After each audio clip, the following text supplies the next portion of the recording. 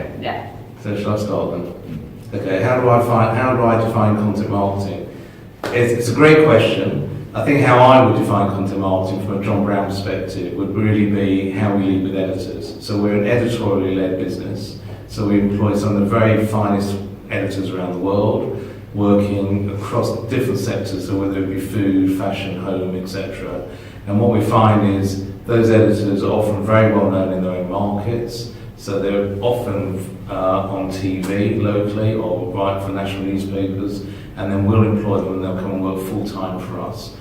Well, I think we're also seeing a move towards live content. Not completely, but I think over the next 12 months, we'll probably see content moving from posts being maybe written once or twice a week to live content. I think that's the way the brand's moving. And I think for us as well, content marketing is all about lighting fires amongst customer bases. So using the data and insight that is available from brands to really get under the skin of their audiences and understand them as people and what's actually going to drive them to take action. We do a lot of work in retail, so as Andrew said, in fashion, food and home. And it's about getting people to go online and buy stuff through their e-commerce sites, actually go into store, make additional purchases. And content marketing is really about creating that deeper engagement and actions amongst those audience types. And we use our editorial expertise to really bring that to life. So the top three things that we think a marketer should know when building a brand through data and stories are really about taking real, clear insights from the data that's available. Everybody has a huge amount of data available to them, whether it be purchase patterns, whether it be point of sale, whether it be traffic numbers, whether it be shares on social media.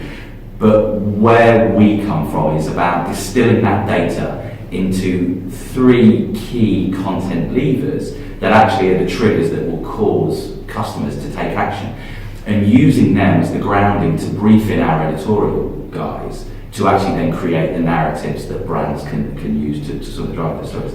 So really the three things that we focus on are the market context, so what you as a brand need to achieve, so the data from you as an organisation, the human insight, which is about understanding your customers and what they do, and then the editorial insight, which is what we bring to bear, and it's the data that our guys know about, which is outside of the brand story, where they're bringing in trends, they're bringing in zeitgeist, they're bringing in all of the things that actually they as creatives can overlay, and that's where